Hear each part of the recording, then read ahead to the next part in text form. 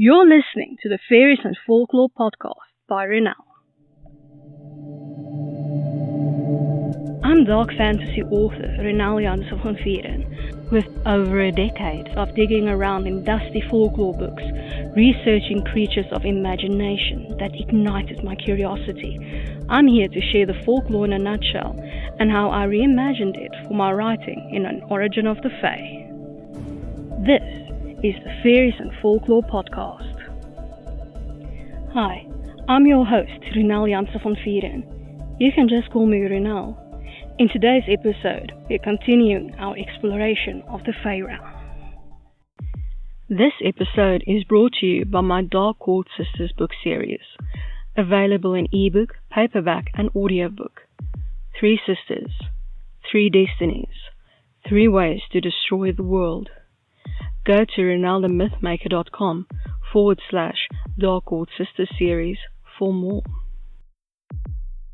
You can now support my time in producing the podcast, researching, writing, and everything else involved by buying me a coffee. This can be a once-off thing, or you can buy me coffee again in the future at your discretion. Go to buymeacoffee.com/Ronel to support me.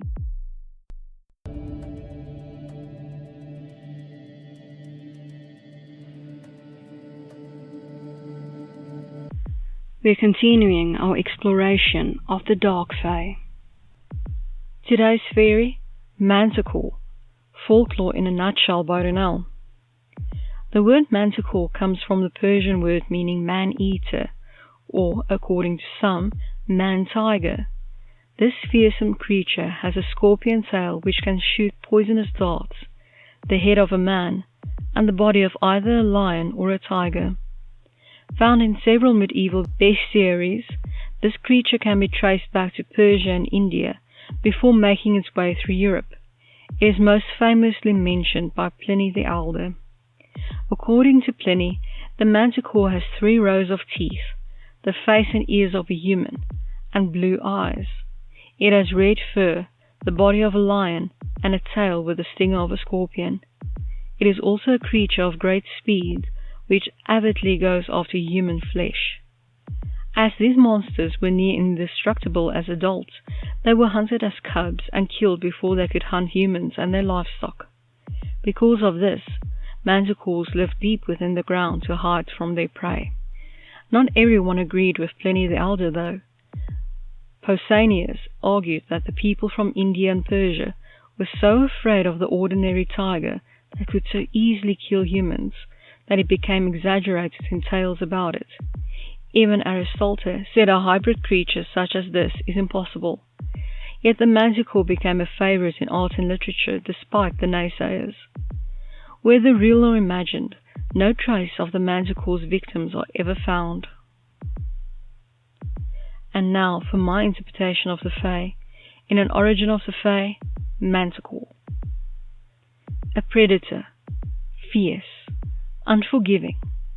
The manticore has the head of a human, the body of a lion, tiger, or other large cat, the tail of a scorpion, and on occasion has horns. It can change its color to bright scarlet to intimidate an enemy. It has beautiful blue eyes that can mesmerize its prey. The poison from its stinger has no cure. Once it starts hunting someone specific, it never stops. Just as folklore says, it can devour any beast, yet it has a preference for human flesh. It also somehow has the ability to shoot poisonous stingers from its tail at its prey. There is no way to evade a manticore. They are the ultimate hunters, even smelling alluring to their prey. As a little bonus, let's look at Manticore, translated to Afrikaans. Manticore. I hope that you've enjoyed this episode of the Faeries and Folklore podcast and that you've learned something new about fairy. Remember that you can get a transcript of this episode in the description. If you're new to the podcast, why not go and grab your free copy of Unseen, the 2nd book in the fairy tale series, on my website, ronelthemythmaker.com. Loads of folklore, magic, and danger await. Take care.